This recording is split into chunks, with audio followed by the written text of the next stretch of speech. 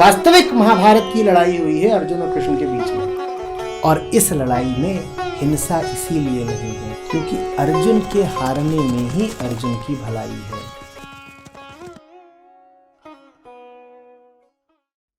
नमस्ते सर। मैं Rupesh Kumar, chemical department, IIT Kanpur से हूँ। सर, मेरा प्रश्न था कि भारतीय लोग जानने के प्रति उदासीन क्यों हैं? कि या तो हम लोग किसी भी एक बिलीफ को फॉलो करना चाहते हैं, जैसे कि जो लोग कोई भी पूजा पाठ टाइप या फिर जो भी हमारे घर में हम देखते आए हैं, या फिर हम वही करना चाहते हैं, या फिर हमने किसी नई आइडियोलॉजी या फिर किसी नए बिलीफ या किसी नए व्यक्ति को पूरी तरह फॉलो करने लग जाते हैं, बिना ये जाने कि उसमें कितना सच है और कितना गलत। सो हम लोग कुछ भी नया जानने के प्रति उत्सुक क्यों नहीं है, और मानने के प्रति क्यों उतना वो रहते हैं? देखो, नया जानने की तो बात ही तब उठती है ना जब पहले ये विनम्रता से स्वीकार किया जाए कि हमें अभी पता नहीं है, हमने जाना नहीं है। अगर आपने अपने आप को आश्वस्त कर लिया है कि आप जान ही गए हैं, तो फिर नए जानने की तो कोई बात उठेगी नहीं ना। आपका जो प्रश्न है वो विशेषकर धर्म और परंपरा के संबंध में है क्या? नहीं सर, जैसे कि हम यहाँ आसपास कुछ लोगों को देखते हैं, तो वो या तो पार्टी टाइप होते हैं या फिर पूजा पाठ टाइप। तो वो लोग एक ही तरह को फॉलो किए जाते हैं कि बिना उस पे किसी भी नई चीज को सोचे समझे बिना। तो ये दो बताए, एक पार्टी टाइप एक पूजा पाठ टाइप। तो पूजा पाठ वालों तो शुरू करो। इनके साथ क्या हुआ है कि इन्होंने अपने आप को जता लिया है कि जो अंतिम सत्य है वो इनको पता ही है, क्योंकि इनके पुरखे बहुत महान थे। तो इनके पुरखे इनको सत्य की, जीवन की, ईश्वर की जो भी अवधारणा दे गए हैं, और उस अवधारणा को इन्होंने जो भी समझा है, ये उसी को दोहराते रहें तो बिल्कुल ठीक है। इनसे पूछोगे तो ये कहेंगे कि जो भी ऊंची से ऊंची बात थी वो अतीत में पहले ही कही जा चुकी है। जो भी अंतिम सत्य खोजा जा सकता था वो खोजा जा चुका है।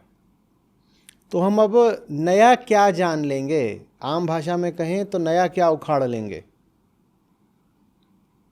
हमारा अतीत इतना गौरवशाली है और हमारे पुरखे इतने महान हैं कि उन्होंने अंतिम बात हमको बता दी है पहले ही। और ये बात कहने में अहंकार को बड़ी संतुष्टि भी होती है, क्योंकि हमारे पुरखे हैं ना। किसके पुरखे? हमारे पुरखे। सिर्फ पुरखे नहीं, हमारे पुरखे।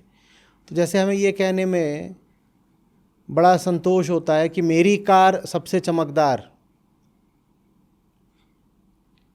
वैसे ही हमें ये कहने में बड़ा अहंकार होता है कि हमारे पुरखे सबसे ऊंचे।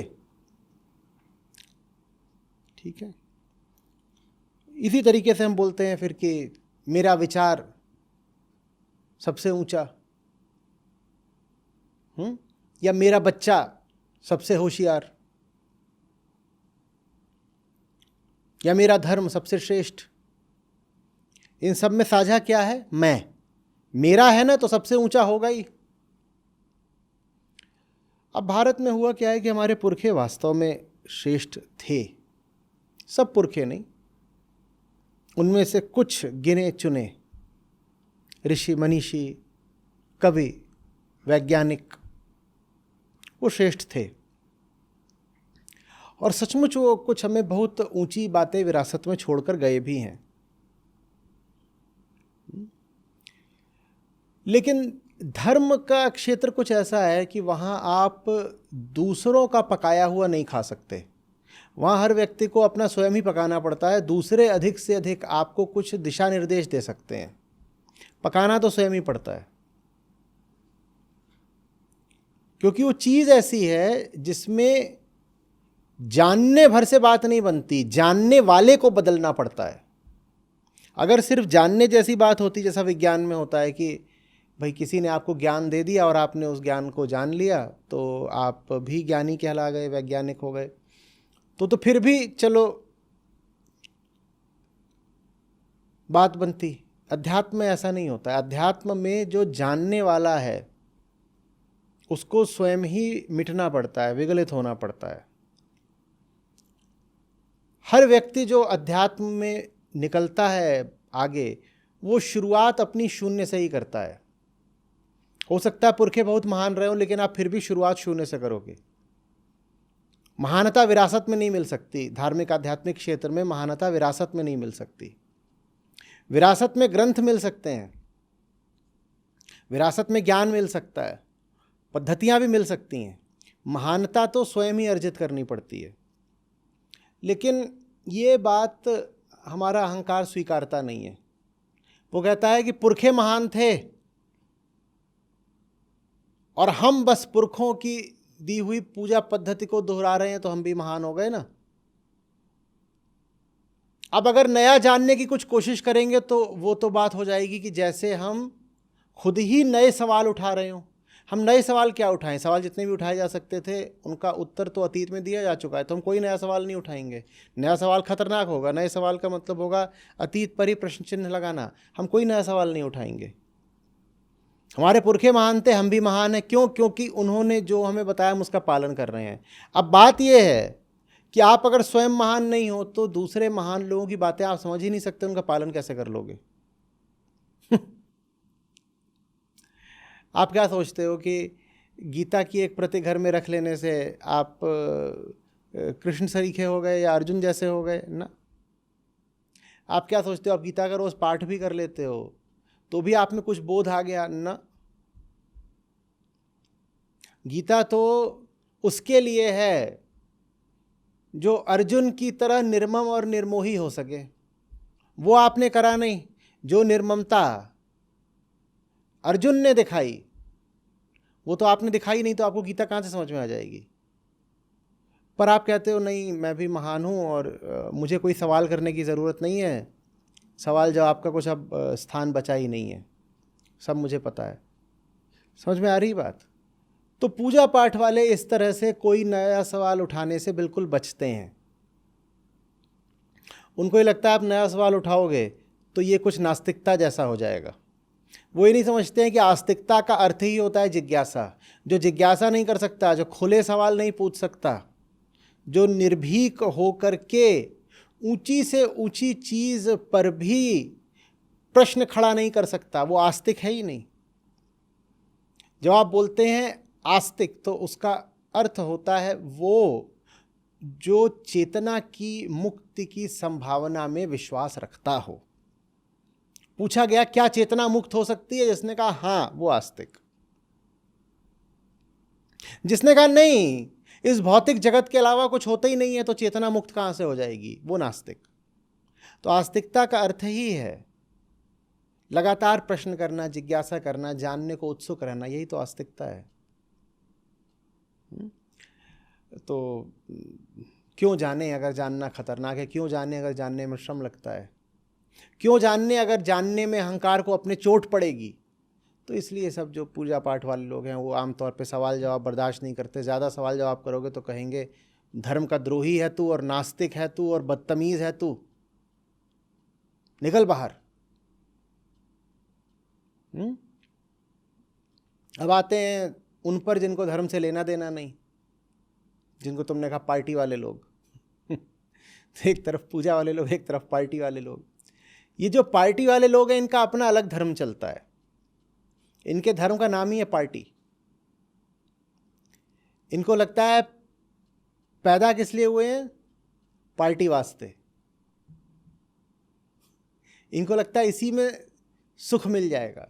अब भीतर ही भीतर इनको अच्छे से पता है कि वो पार्टी करके मिल कुछ रहा नहीं है, जानते हैं खूब।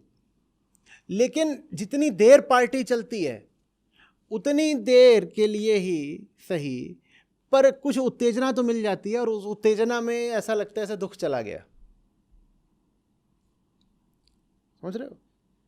एक नशा सा छा जाता है, और जब नशा छाता है ना तो आदमी की तकलीफें थोड़ी देर के लगता है चली गई।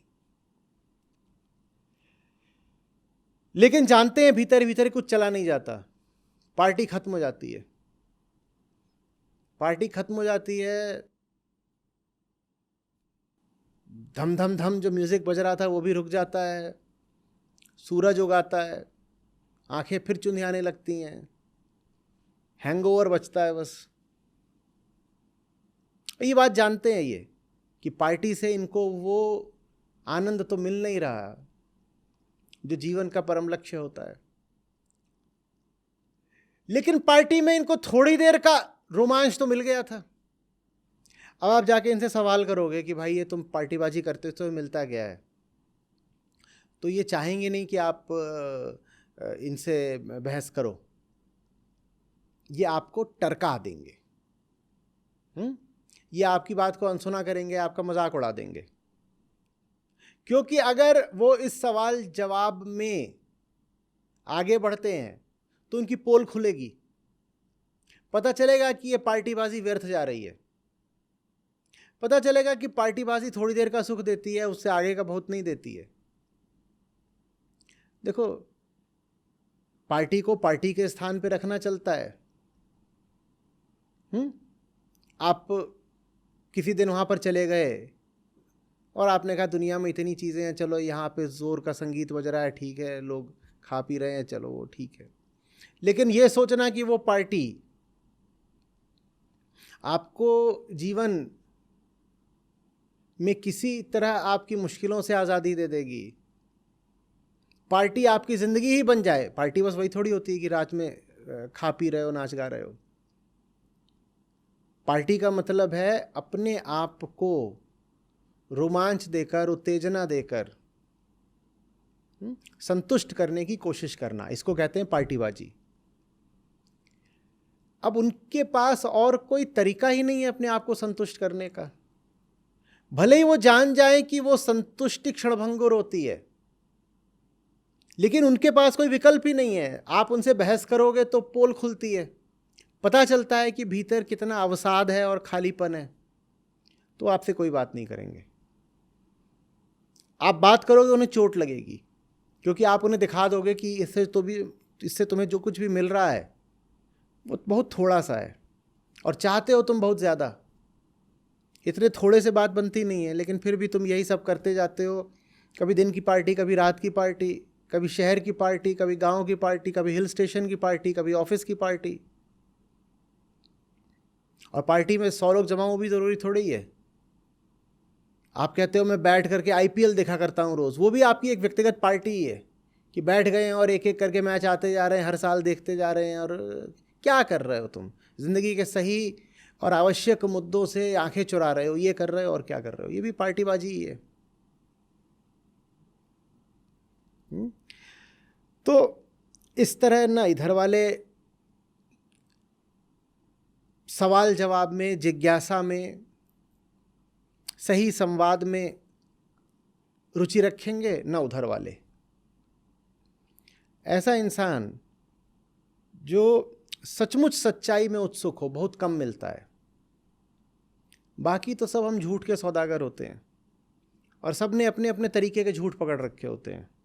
हिंदू का एक झूठ है, मुसलमान का एक झूठ है, स्त्री का एक झूठ है, पुरुष का दूसरा झूठ है, जो नौकरीशुदा है उसका एक झूठ है, बेरोजगार का दूसरा झूठ है। सब लेकिन जी झूठ में ही रहे हैं।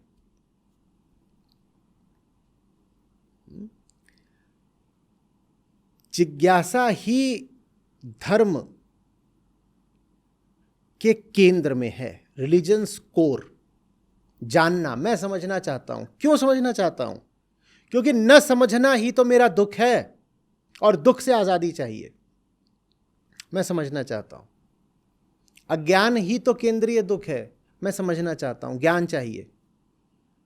और ज्ञान माने ये नहीं कि बाहर से कुछ आ गया रट लिया। ज्ञान माने जो भीतर बैठा हुआ है उसको जान गया, और उसको जानना खतरे की बात होती है। वो जो भीतर बैठा है उसको जानो तो वो मिटता है। तो जानने की तैयारी माने मिटने की तैयारी। जानना इतना ज़रूरी है, दुख से मुक्ति इतनी आवश्यक है कि उसके लिए मैं मिटने को तैयार हूं। ऐसा बंदा चाहिए।